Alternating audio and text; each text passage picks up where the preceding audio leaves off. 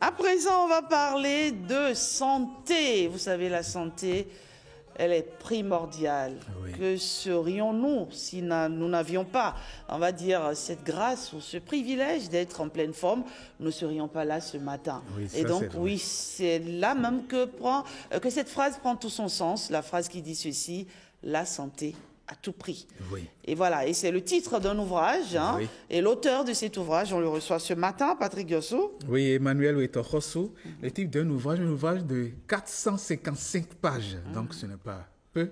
Je dirais carrément un ouvrage de 500 pages. 455 pages. J'ai entendu quelques petits cris dans le studio. Vous ne lisez plus, là. 400 et quelques pages, et puis... 400 pages. Et puis j'entends dire ouh. Mais c'est vrai qu'on n'a plus aussi vraiment le temps. Hein. Oui. On est tellement préoccupés Oui. à prendre soin de nos différentes familles, à amener le pain quotidien à la maison, que franchement, mais il faut toujours trouver le temps de lire, c'est important. Voilà, ça nourrit l'âme, ça ouvre l'esprit aussi. Allez, Pat. C'est un ouvrage facile à lire, je le dis, parce que en quelques jours, je l'ai pratiquement dévoré. 455 pages où il y a 13 chapitres. C'est pas chapitres. étonnant, vous êtes un amoureux du livre. 13 chapitres, et ça commence déjà par un chapitre 0. Un chapitre 0, donc on pourra dire que ça fait 14 chapitres. Et le chapitre 0 est intitulé Votre maladie est là pour vous guérir. C'est un titre qui m'a un peu attaché le cœur, que ma maladie est là pour me guérir. Tout à fait. Bonjour. Oui, bonjour. Merci pour l'honneur et le privilège que vous m'offrez allez-y. En m'invitant sur votre plateau. Votre maladie est là pour vous guérir, parce que nous avons toujours tendance à croire que la maladie est une mauvaise chose, alors qu'elle vient pour nous rappeler que nous sommes sur la mauvaise voie, sur le mauvais chemin, et que nous devons urgemment changer de chemin ou périr. C'est bien ça, tout simplement. Et on a très peu de temps, donc j'irai vite. C'est le cancer qui est l'ultime phase qui vient nous dire, maintenant, c'est votre dernière chance, soit vous changez de voie ou vous périssez. Alors, la maladie est une bonne chose, en ce sens que lorsque vous étudiez même le fonctionnement de l'organisme, vous voyez que beaucoup de mécanismes d'alerte ont été prévus pour empêcher le pire. D'accord. Et c'est parce que nous ignorons souvent les signaux d'alerte que nous nous retrouvons dans des situations d'urgence. D'accord. Je prendrai un exemple banal. Vous avez un mal de tête. Au lieu de vous poser les bonnes questions, vous allez tout droit prendre un antalgique ou un analgésique pour faire taire la douleur. C'est comme un enfant qui crie et vous lui enfoncez un chiffon dans la bouche pour l'empêcher de crier. Alors, qu'est-ce qui va se passer? Peut-être qu'il a faim. Vous ne lui donnez pas à manger pour calmer son cri de détresse. Il finira par mourir de faim. Voilà. Donc, c'est la même chose qui se passe. Et donc, il faut être à l'écoute de son corps.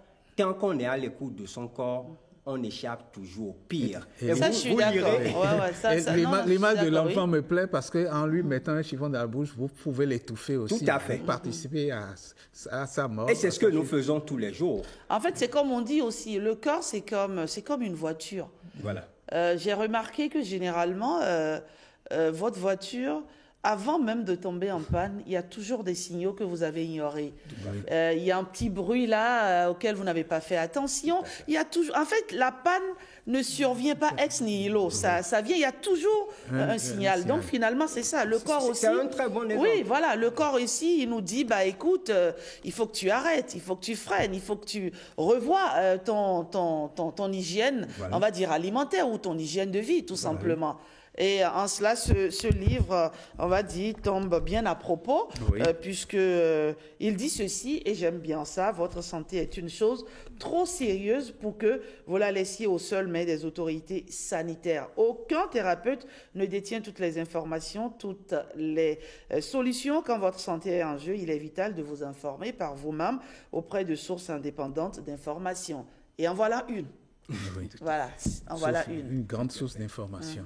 Alors, à travers l'ouvrage, j'ai découvert qu'il y a des carences qui ont une influence sur nous, et carences en vitamines. Et vous avez commencé par allier carences en vitamines A, B, C. Je me suis dit, la liste alphabétique va continuer. Et ça s'est arrêté à E ici. Bon, ça, c'est à la page 27.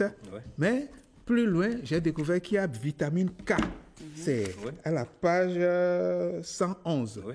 la vitamine K. La vitamine K1, la K2. La K1, la K2. D'accord. Et bon, je n'ai pas pu retrouver... Mon cher ami, vous voyez, je prendrai l'exemple. Je vais commencer par les hommes. Oui, Aujourd'hui, s'il y a quelque chose qui est à la mode, si vous voulez vous faire rapidement de l'argent, oui, publier une photo d'un produit qui améliore la virilité, oui. eh ben, ça s'achète comme du petit pain. Ouais. Alors, mais vous savez, il suffit que vous ayez une seule carence en un minéral dont je préfère taire le nom parce que c'est dans le document, pour que vous commenciez à décliner sur ce plan. D'accord. Et donc, ceux qui se gavent des produits aphrodisiaques, ils sont en train de soigner les symptômes au lieu d'aller à un traitement étiologique. D'accord. Il suffit de se supplémenter en ce minéral et vous ne connaîtrez jamais la faiblesse sexuelle en tant qu'homme. Mais notre alimentation aujourd'hui est incapable d'apporter suffisamment ce minéral. Et je me plais à chahuter un peu mes amis nutritionnistes lorsqu'ils disent oui, en composant bien son assiette, on peut couvrir les besoins de l'alimentation de l'homme. Je leur dis, vous parlez de quels aliments? Les aliments d'il y a un siècle ou bien ceux d'aujourd'hui qui sont dénutris, qui sont produits de façon à la base d'hybridation, de modification OGM, génétique, oui. des intrants. Donc, la valeur nutritive des aliments d'aujourd'hui n'est plus la même que celle d'hier. Donc, vous avez beau faire des efforts pour vous nourrir convenablement, mais vous allez développer des carences et ces carences sont à la base de plusieurs problèmes de santé. Moi, volontiers, je voudrais bien offrir, par exemple, des compléments de vitamine D à tous les journalistes si j'en avais les moyens. Parce qu'ils sont au boulot avant le lever du soleil Oui. et ils retournent à la maison très tard. Après le coucher du soleil. Alors que notre alimentation est incapable d'apporter suffisamment de vitamine D dont le corps a besoin pour faire face aux défis de santé. Alors, qu'est-ce qu'on fait alors? Il faut s'exposer au soleil tous les jours, au moins 20 minutes, le torse nu, pour que votre corps produise la vitamine D. C'est un don de Dieu. Je le fais où? Non, mais vous trouvez, justement, vous voyez les Occidentaux, ils le font, ou bien en hiver, systématiquement, ils se supplémentent en vitamine D. Parce que toutes les études ont montré que lorsque vous avez un bon niveau de vitamine D, vos risques de développer un cancer sont réduits de plus de 80%. Waouh. Rien qu'un bon niveau de vitamine D. Dieu nous l'a offert. Nous avons le soleil. Mais pourquoi on se cache? Pourquoi on se couvre? Le soleil est source de vitamine D. Source de vitamine D. D'accord. L'unique et la meilleure source de vitamine D. D'accord. C'est pourquoi vous verrez aujourd'hui... franchement, hein, voilà. Je vous le dis là tout de suite, je vais commencer à m'exposer au soleil. Oui, il faut le faire.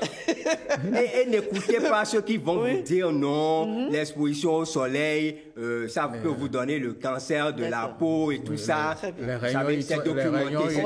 C'est dans l'ouvrage. Voilà. Vous découvrirez tout dans cet ouvrage. Et il y a aussi, vous parlez des hommes, parlant de la virilité, il y a aussi aujourd'hui cette tendance au niveau, c'est un piège pratiquement pour les femmes.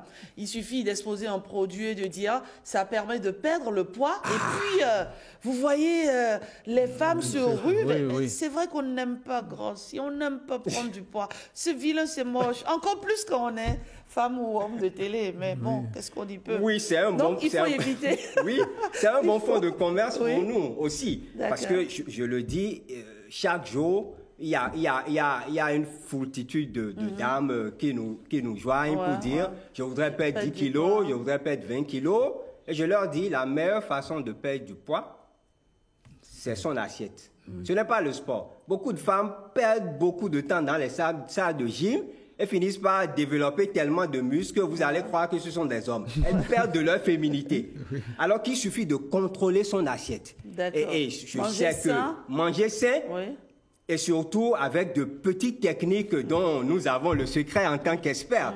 Et donc, aujourd'hui, je voudrais profiter de cet instant solennel pour dire réellement l'essence qui nourrit cet ouvrage-là. La santé à tout prix nous invite à sortir du cloisonnement des médecines pour aller à un brassage des médecines. Donc, j'appelle à une médecine intégrative. D'accord. Parce que, voilà. Alternative, intégrative. Très bien. La médecine allopathique, malheureusement, donne très peu de place aux autres, alors que les médecines naturelles ont beaucoup à offrir. Malheureusement, elles s'y prennent mal aussi. D'accord. Parce qu'elles ont l'air de quémander, de dire non, il faut nous associer. Non, il faut s'imposer à travers des études scientifiques prouvées. Vous avez certainement entendu parler de l'ail. Vous connaissez bien l'ail. Oui, exactement. Voilà. Et vous avez appris certainement que c'est bon pour fluidifier le sang, pour abaisser la tension. Mais pour beaucoup, c'est un mythe. Mais est-ce que vous savez qu'il y a des études documentées, un peu comme on les fait pour les médicaments, qui montrent qu'avec telle quantité d'ail, vous pouvez abaisser votre tension. D'accord. Jouer le même rôle que l'aspirine sans les effets secondaires de l'aspirine. Donc, nous avons essayé de mettre des études scientifiques documentées sur tout ce qu'il y a comme traitement alternatif au problème de santé. Monsieur Ouettarassou, non, vous faites plaisir à entendre. Merci. On a envie de vous écouter et encore de vous écouter, mais là, le temps, il court. Je comprends. Et donc, voilà, c'est un ouvrage très intéressant, La santé à tout prix. Un ouvrage, on peut l'avoir où déjà ? Oui, actuellement, vous l'avez au niveau de Nature Verte et de Cefodib. Mais nous faisons les démarches. C'est pas dans les librairies ? Pas encore. Pas encore. Il faut avouer que les premières librairies qui ont été contactées avant l'édition posaient des conditions qu'il fallait retirer certains points. Très bien. Mais nous, on était partis pour... On a compris. Voilà, pour tout mettre à nu, quoi. Exactement. Voilà. Allez, la santé à tout prix, il faut l'avoir absolument. Moi, j'ai déjà le mien. Tout à fait. C'est le mien. C'est le mien. Tout à fait. Merci. Merci d'être passé, cher Emmanuel Ouettarassou. Merci pour cet ouvrage, vraiment fort utile. C'est important, la santé, parce que si vous n'avez pas la santé, vous ne pouvez rien, mais alors là, rien faire. Il faut être en bonne santé pour aller au boulot, il faut être en bonne santé pour amener les enfants à l'école, il faut être en bonne santé pour vaquer à ses occupations quotidiennes. Et en cela, cet ouvrage vous apportera des solutions très pratiques. Et je vous le précise, c'est vrai que c'est plus de 400 à peu près, 455 pages, mais on dévore ces pages d'un trait. Allez, merci d'être passé, Emmanuel Ouettarassou. Patrick Diossou, on a un peu, gratté sur le temps du débat. Allez, merci à vous, Patrick. À tout de suite donc.